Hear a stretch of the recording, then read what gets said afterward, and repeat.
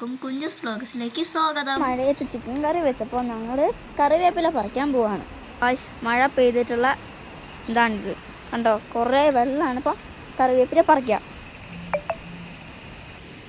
അപ്പോൾ കറിവേപ്പില പറിക്കാം. ഈ 2 ഇല്ലി കറിവേപ്പില മതിയായിരിക്കും. അപ്പോൾ കറിവേപ്പില കൊടുക്കാം. ഞങ്ങളുടെ ചിക്കൻ കറി അപ്പം നമ്മുടെ ചിക്കൻ കറി റെഡി ആയിട്ടുണ്ട്. ഇനി നമുക്ക് ബ്രെഡ് പൊരിക്കാം.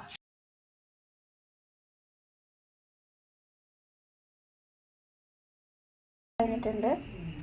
ഇനി നമുക്ക് തിന്നാം.